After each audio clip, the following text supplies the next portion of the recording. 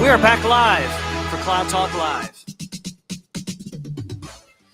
That's right. Welcome to this week's episode of Cloud Talk Live. Folks, my name is Jeff DeVerter. I'm the Chief Technology Evangelist here at Rackspace Technology, and I'm today live in the Event Center here at Rackspace's corporate headquarters here in San Antonio, Texas. And next week, right up on that stage and all around this facility, we will be doing, and I'll talk about this more, our Solve Summit. We've been advertising this on LinkedIn and YouTube, but it's going to be a great event. More on that later. But now, introduce yourselves, folks. We have a great episode for you today.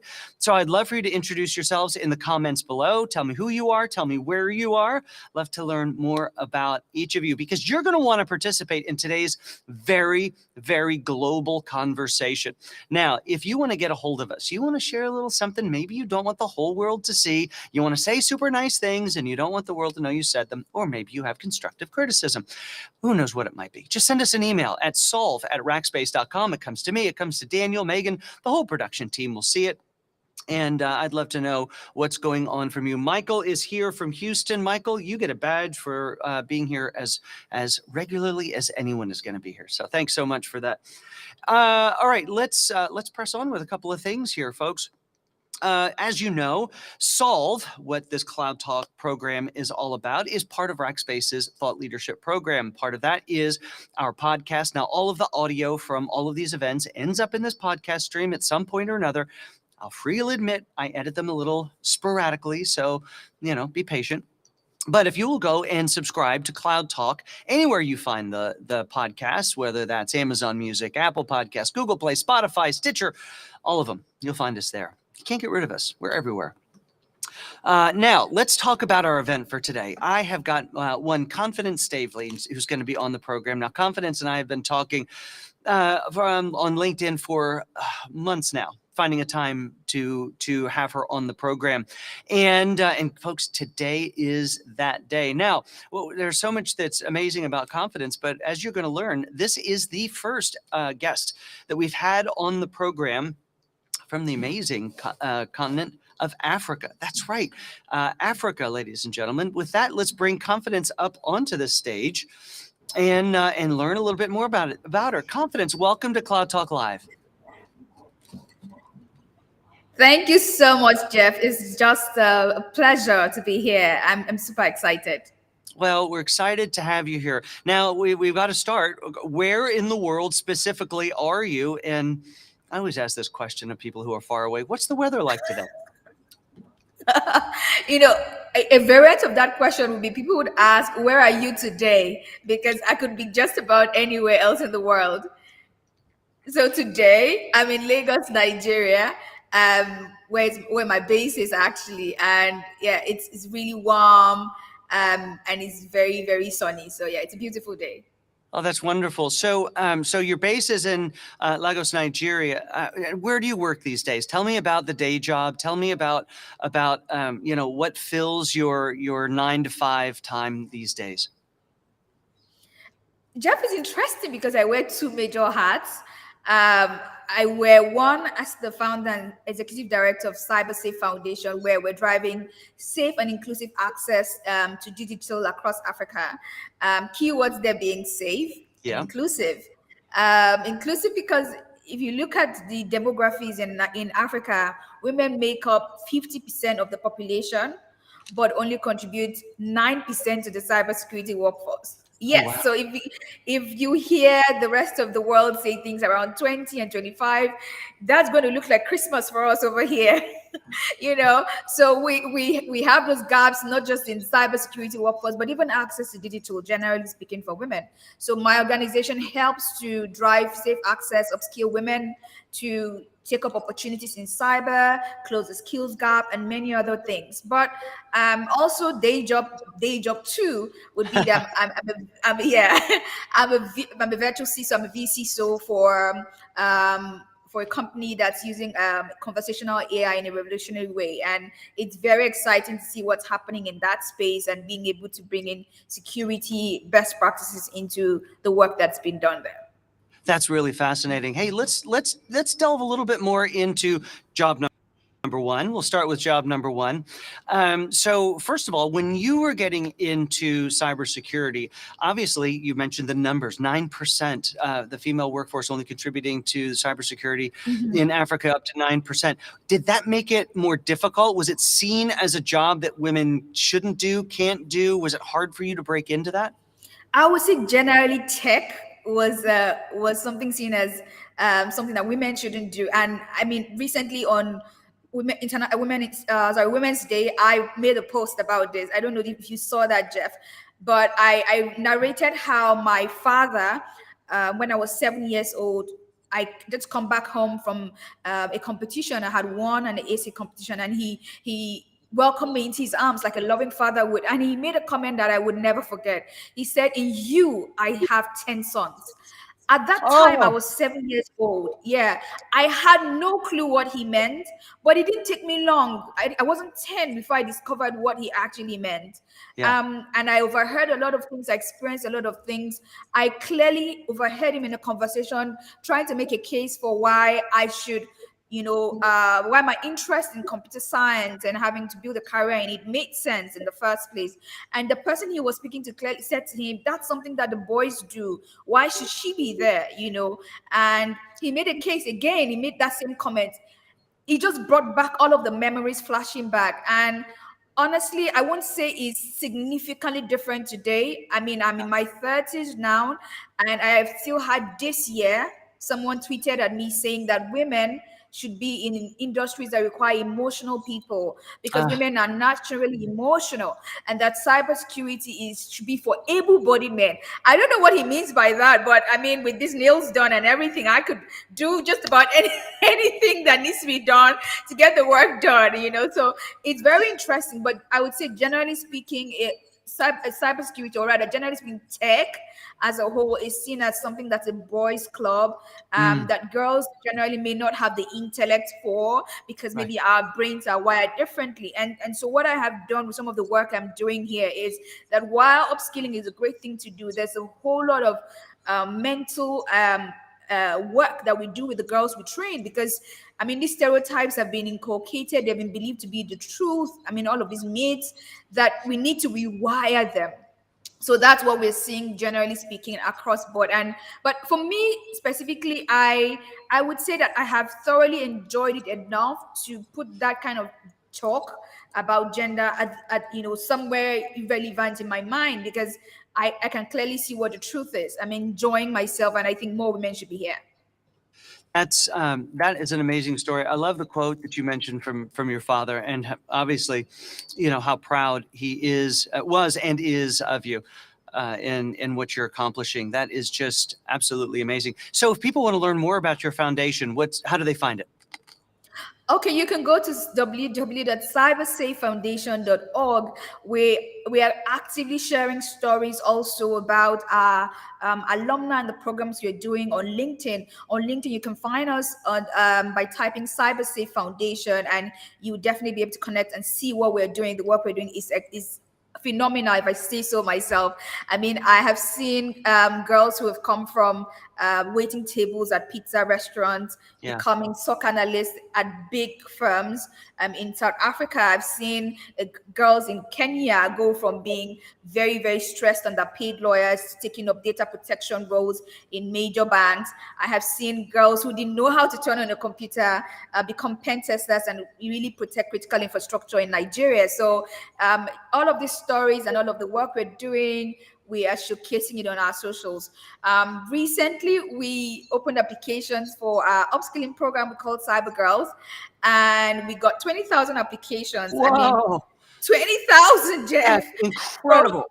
yeah, from 45 African countries. The interest is very high. We just don't have enough funding and enough seats to really take care of the girls that we get in. So Right. we ended up getting 500 of them. So that means that 1 in 40 girls got into the program. I mean, it's not something that is of pride to me. It's painful to see us turn back so many people, but it just tells of how much potential Yeah. Africa has, generally speaking, and I mean, also contributing to the rest of the world. Yeah. Now, is this a virtual program? Are you bringing them together into certain locations? Tell me how that works. It's a virtual program, but we have a few meetups. So we have something that we do called the Linux party, where the girls have fun and play technical games. That happens once in the cohort, but largely everything else is virtual. And we have our current cohort has 500 girls from 22 African countries. To think about some of the biggest countries in Africa have them represented. We have some of the countries that you may never have heard about also represented as well. So as long as the talents that we have go through our very rigorous and thorough selection process, we get the girls accepted, and we provide for a lot of the things that they will need to gain in-demand cybersecurity skills across 7 tracks. We also collaborate globally to bring this kind of very quality training as well. I won't want to name names because, again, this is Rackspace's space, but we are collaborating with some of the very major companies across the world to train our girls in one of the tracks being vulnerability assessment and penetration testing. We have cloud security, we have critical infrastructure security, we have DevSecOps, we have security operations and incident response, if you want to put it that way. We have threat intelligence and digital forensics as well. So, I mean, it's very exciting times for us as well. I see a question from Megan. Yeah. Yeah, go. Yeah. What did Megan say here? Let me see. Journey about becoming a woman. Yeah. So let's learn more about that. I keep wanting to ask more questions about this. Let me just make one last comment though. As you've got girls starting to, graduate, we are hiring all kinds of security people. So keep us in mind. We would love to be I definitely a resource to you. I will. I'm just signing Gary up and Karen up. I'll introduce you to our CISO, Karen O'Reilly Smith. She's amazing, and she'll be a great resource for you and for all the women. But let's talk about your journey a little bit more. So, you've already started us back at 7 years old when you came back from a competition, and your dad said he's more proud of you. With you, he had 10 sons. So let's step through. How did you get where you are in cyber?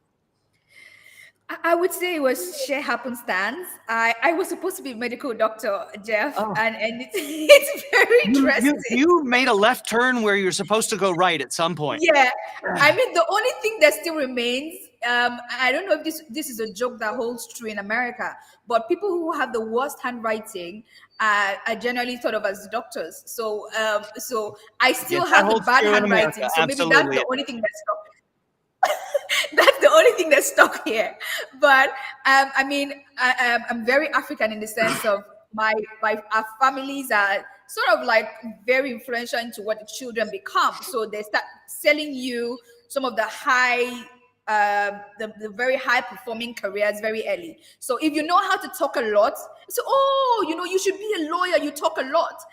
And then if you know math, oh my God, you're definitely an engineer. And over time, when you hear that over and over, you just say, you know what, actually that's my dream, that's everything I've always wanted. But truth be told, sometimes it's not true. And that's exactly what happened to me. I thought because I had bought that dream, I thought that was what I was going to be. And my parents asked me to take a gap year between high school. We call it secondary school here, but between high school and university to take a gap year. In retrospect, I think my parents asked me to take the gap year because of financial reasons. But they also wanted to make sure that they were protecting me from getting idle and maybe having to run around the boys and get pregnant. So they said, you know what, go and get busy with learning about computers. At this time, I didn't know how to turn on a computer. Oh, wow. So yeah, I went on to, we call it computer school over here. So there usually be like a duplé or something, and then you have computers there. I didn't have the personal one. And so I went there and I started learning how to use basic computing programs. And then I graduated to learning how to code. The day I started learning how to code in JavaScript, it felt like I was co-creators with God, You were home. You were where you wanted to be. I felt powerful. I felt alive. My eyes were sparkling. And I just knew I wanted to be in tech. Jeff, can you hear me? Okay, great. I can. Just a little camera challenge, but keep going, please. Yeah, that's fine. So I knew I really just wanted to be in tech. And I went back home after some time coding, and I got that admission in. I got the letter in from the university saying, come study medicine. And I knew that I had to talk my parents out of this. I don't know if you have any African friends, but that's a Herculean task. An African or an Asian parent is the most difficult, are the most difficult set of people to convince. So what I did was I bought cardboard papers because I didn't have a personal computer. I only had access to a computer by going to that place. Yeah. And I bought cardboards and I made a presentation from those cardboard papers. And I presented to my parents that technology was the future and that I was very passionate about it. And I made a comment my parents still remind me. I told my parents that you can't compete with someone who is passionate about what they're doing, and that I was going to fare well. So that's still something that is very is You very made a manual PowerPoint is what you did. manual PowerPoint. You were Yeah. like, click. Exactly. Prakash, I think Prakash can really understand what I'm saying. I He's think probably, so. I yeah, think I've so. seen his comment. And so when I did that, my parents just saw that I was very happy and passionate about this thing and how much I talked about it when I come back from my computer school. So they went on to take a chance on me. And till today, I'm a parent, and I know now for a fact that we're very brave Yeah. because we didn't have anyone around us who had told that line and become successful enough to be a reference point and be a model for me to say, okay, this is work for other people, it's going to work for me. So they were brave enough to just trust me and trust the fact that I was very enthusiastic about this thing and I would pursue it. So I went on to get an advanced diploma in software engineering. I went on to do a first degree in IT and business information systems. But it was during my master's in IT management that I took an elective course, an elective course called cryptography. I'm sure you know that by now. Yeah. And cryptography was my entry point. I experienced cryptography and I wanted to learn more about this science, and it was literally a good rabbit hole. I got on from there, started learning more, started self learning, enrolling in courses. I had my mentor at the time as as my my course lecturer for cryptography. He's doing great for himself right now in the UK, and that was how my journey started off. Very exciting, and I can tell I'm very passionate. Thank you so much. Yeah, you sound like you're really pretty bored about the whole thing that you had to go do. No, this was what fed you. This is what was your lifeblood. That is super Yes, exciting. yes. And I think that message to your parents of you really can't stop somebody with passion was rang absolutely true. And it's really interesting though also because you got so excited about computers and really went down to that 110%, and then you hit cryptography and you realized here's this broad field, but what I'm excited about is this really skinny field. Absolutely. All right. So now, so what was the first real job once you had your education, you had your skills, and so what was the first real IT job? I would say my first real IT job was as an IT officer. I used to work with the government of my state, and I just want to also add a caveat that I got, not a caveat, but add some more information and context that I got. The education I got due to scholarships that I got from the government of the day I used to work for. So I would never have been able to afford to study at the University of Middlesex or all the other schools I was able to learn at. So I came back home, and then of course I became the IT officer. In between my school, the different times I took the degrees. But that was my first real job. That was the first time I started maintaining servers, doing some really technical work, but also some non-technical work. And this is the part of the conversation that can touch on gender a bit. Because I was a girl, I would sometimes be doing very serious work, and someone would say, go and fetch me coffee. I was a coffee girl, but because I was a lady and, most times around the guys and all of the intricacies around that, I wasn't taken seriously quite a lot. But that experience was quite the beginning of my very, very practical encounters with technology, practical knowledge, and all of that. So yes, that was my first real job as an IT officer. It doubled also with other roles overlapping again because one, I am a multi-potentialite, and when I see problems, I'm definitely wanting to solve them, and I could apply myself around the place. So a key reason why I'm currently, being seen as a relatable person is because I think I've had a bit of here and there, unofficial knowledge, and just experiencing different things and having the opportunity to do different things while I do tech primarily.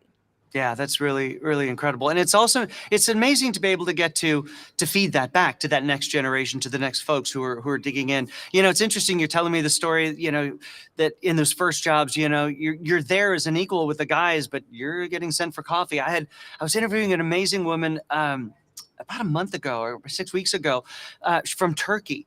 And so she got into her cybersecurity world started in networking, and so she found herself doing an all-night maintenance with a bunch of guys in this high rise, and needed to go to the restroom, and there was no woman's restroom in this place. I mean, these are the kinds of challenges that she had to deal with, and it just wasn't that long ago. So we've had a really interesting conversation. So let me ask you this question. So as you're talking to these women who are coming and being a part of the CyberSafe Foundation, obviously they have an interest. They are reaching out to you. You're getting the word out. First of all, how are you getting the word out about this? Or is it just spreading naturally because of other folks who've been in? Jeff, it's a combination of all of what you said. What we have done differently is, and I think this applies to just about every part of cyber, we need to be really innovative with our approaches. And for us, we have been very innovative with the way we look to attract girls. We go on the platforms that the girls themselves use, because we are passionate about increasing that base at the bottom, so that by the time we have more people at the bottom, they begin to float up with the years of experience. So we really are targeting increasing that pool from the bottom. And where are those girls or people who would want to bring in? They're on Instagram. They may not be on LinkedIn. Right. They're on TikTok. They may not be on LinkedIn. They're on Twitter. You understand? So we are in those spaces creating content that they would like, showing them things that are interesting for them, that they find very exciting, and then being able to pull them in from there. Of course, not telling them something that's not realistic, but presenting what we have as an opportunity for them in a way that's exciting for them. But what I've found even more exciting is the word of mouth. I mean, Jeff, I actually don't need to run into I actually don't need to go into interviewing the girls, because the last stage of our selection process is interview stage. But I generally, as a leader, want to always feel the pulse and know what's happening. So I take some very, very small slots in the program, and in the interview plan, and I say, okay, I'm volunteering my time to interview. And in that time when I interviewed our current cohort coming in, it was mind blowing. We had a girl in Zimbabwe. By the way, we've never worked in Zimbabwe before. This is our first time that we're going to be having fellows from Zimbabwe. She went in for career counseling, and her career counselor told her that her best bet at breaking into cyber as a young girl would be cyber girls. So she went on straight up. Right, yes. We had girls tell us that people who have been on the program made TikTok videos and they saw it and they wanted to come on board. We just had a lot of word of mouth. So we don't run any ads, and we get that number in. So it's just very fluid, very, very very, very organic. Another key reason why I strongly believe that we've been doing so well with our numbers is it's something I also believe is true, that girls can become what they not see. Because girls can see me and talk to Jeff, girls can see me do so well in cyber, girls can see me on those global stages. Automatically, they can also see themselves. So when I present an opportunity to them, they are then able to see if Confidence can do this, definitely, and do it well and be in this field and be recognized, then I have a place right there.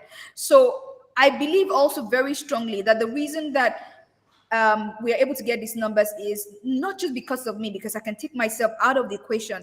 But we have seen that we've begun to build these role models across Africa for women in cyber enough to become reference points. So once those opportunities come up, girls and those women share them because they are influential. They are seen as, the possibility of the future for these girls. They're able to jump on it. That's really fascinating. So obviously your parents knew something about you when you were born. I mean, to give you the name Confidence, you speak with such confidence. And that kind of leads me towards my next question. And that is there's really two pieces in working in tech. And one is is what you're covering with the foundation with Cyber Girls, and that is making sure that they have the technical foundation to do the work that they need to do. But the other piece is they need to have a level of confidence to be able to speak with authority about the things that they're working on, and especially in cyber, to be able to stand up and say, what you're doing is wrong. You got to fix this thing. They've come in through this back door. We've got to deal with this issue right here. How do you work, or do you work with the women in helping to instill that in them as well? Jeff, that's a fantastic question. And if you look at it from the perspective of the fact that the girls that we're bringing in are generally speaking, facing multiple barriers stacked up against them, there then becomes an urgency to be able to make them feel self-sufficient and powerful enough to break through those barriers. And so some of the key things we're able to do is not just provide hard skills training, which we definitely do well, but we also provide soft skills training. Part of that soft skills training is also the teamwork. Cybersecurity is a team sport. We don't want to raise girls that believe that, by myself, I'll sit in the sock and I will stop all the, we don't want all of this. We don't want that. So we generally want to build them that way. But communication is also a big thing that we train them to become. And I mean, when we started this conversation, I started talking about the fact that we're rewiring their minds. Yeah. One major way we're doing that is something called a mantra. We have a mantra that the girls get to recite during every class. So that over time enables them to feel powerful enough and sit in the driver's seat of their lives to change their lives. One of the key sentences in that mantra is, I am knowledgeable, resilient, and excellent. I am a fountain of knowledge and an ardent problem solver. In fact, in that mantra, they also say to themselves that there is nothing too difficult for them to master. Over time, even when they face challenges, when they are not able to crack things, they tell themselves that. And we've heard that testimony over time. And the girls say, oh my God, my brain popped and I was able to assimilate that in. So we do that mind rewiring through a mantra and through other things. We also have something called the open day, where the girls work on projects and then they come and in their groups present those projects as well to the world. So we do that through our online channels, and then we score them for it. What we are primarily showing them there is we're also building, aside practicing some of the soft skills, we're teaching them like time management, like leadership, like communication. We are also being able to then help them practice those skills and show how they fit in the real world. So definitely that's a big part of our training that I am profoundly proud about, that we've been able to incorporate, and the success has been phenomenal as well. Well, that is, it's amazing. Confidence. I have to say, I'm a relatively energetic person, and usually I am not, the slacker in the conversation from an energy point of view. And I love having somebody who's kind of cold me up here. But I love that mantra. Would you just say it one more time that you teach the women? Incredibly inspiring. Yeah, sure. I'm going to say that. I'm going to say, I'm knowledgeable, resilient, and excellent. I am a fountain of value and an ardent problem solver. I'm a voracious learner, so nothing is too difficult for me to master. I am a cyber girl. That is just fantastic, because I cannot even relate to an environment where, as a middle-aged white guy, I have never had people and in mass tell me that, because of who I am or my gender or my age, that I can or can't do something. I more get told why I can do things, not why I can't do things. And that is not the experience that women at large, but especially in Africa, as you're saying, are hearing. And the fact that you're rewiring and reprogramming brains in that way is just as inspiring as possible. Thank you so much, Jeff. You have a CyberGirl alum in the audience. Rose, thank you so much for chiming in here. They're almost everywhere. So I was expecting that one would pop in here. Hi, Rose. Welcome. That is so much fun. Okay, so people want to learn more. It's cybergirls.org, correct? I saw we posted the link earlier. Cyber Safe Cybersafefoundation.org. Foundation. Thank you. Cyber Yeah. Safe Foundation. There we go. .org. I'd love for everybody to go there. Hopefully, there's a donate button, and our audience can help make sure that more women are able to get into that. Is there a way for people to contribute and help with the cause? Yeah, sure. I just saw a question from Kane Day, and I basically I'm going to respond to that. Kane Day is saying, I would advise that compliance and ethics are major content to cyber girls. This is to ensure they grow the mindset of being ethical and know when to draw the line when being offered unethical opportunity.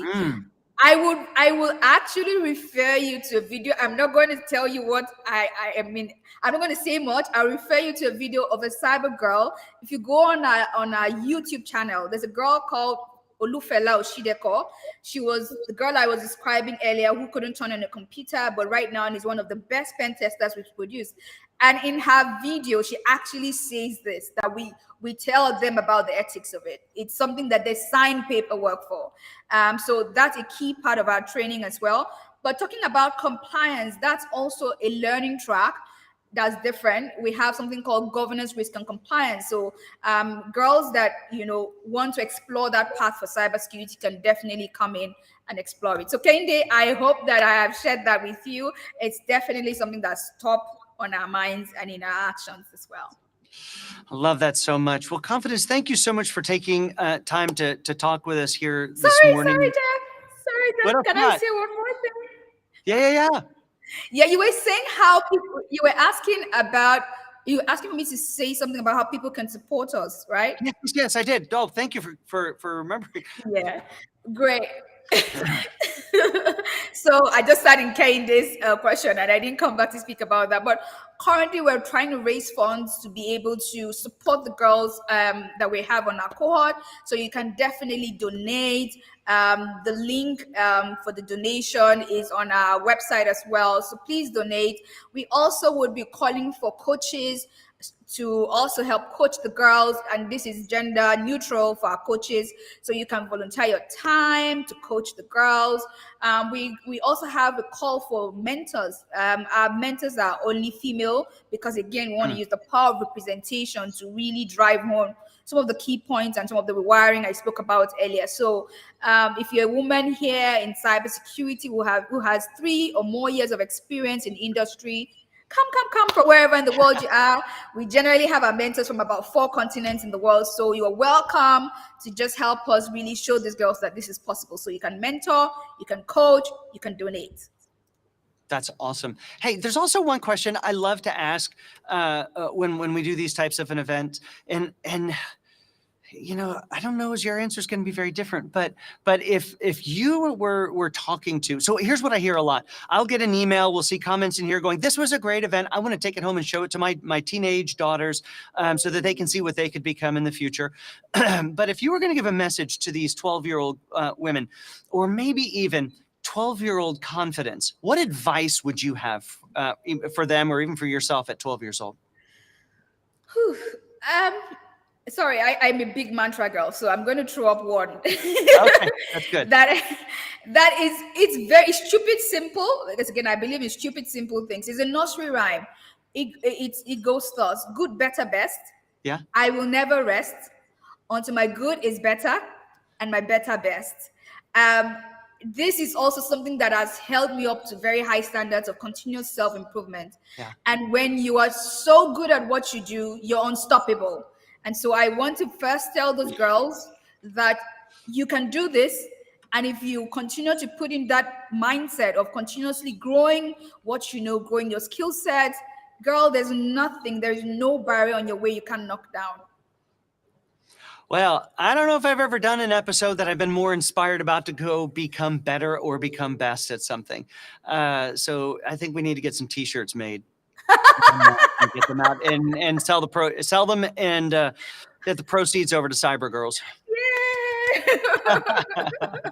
Confidence, thank you so much for being a part of the program. We have many events I'd love to include you with throughout the year. I'd love to shine a light on what maybe even some of the amazing cyber girls that have come out as well, and get more attention there so that you can get more amazing mentors to come alongside your amazing women.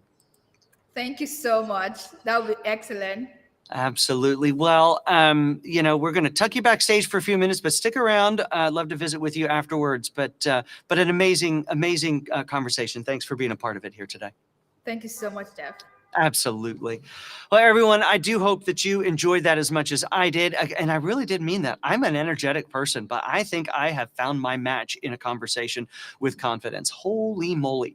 Well, folks, I do want to remind you that, oh, look at that. Next week, right from this stage here, we are, we've got our Cloud Talk Live Summit. That's right, an entire hour, not at 8:30 like normal. It's going to be at 10 o'clock Central Time. We've got incredible guests who are going to be a part of this. Some are going to be live on stage with me right there. Some are going to be remote. Daniel Gibson's flying in for the first time to be a part of this event here. It's going to be a great episode. You're not going to want to miss that. Carve time out of your day, 10 o'clock Central Time, to be a part of the program. We've got folks from Microsoft. They're helping to sponsor the whole thing. Thank goodness for them. We've got an amazing Chat GPT example we're going to show you of how we're using that with our salespeople. There is nothing but greatness that we're going to show here. Even if you're interested in getting into a career in data, AI, and ML, we have the leader of that program from UTSA who's going to be a part of the program to talk about how they're helping train the world's next data scientists and leaders there. So make sure that you're a part of that program. Everyone, that is going to do it for our program here today. I hope that you have an amazing rest of your day. For Cloud Talk Live, my name is Jeff DeVerter, and we'll see you next week.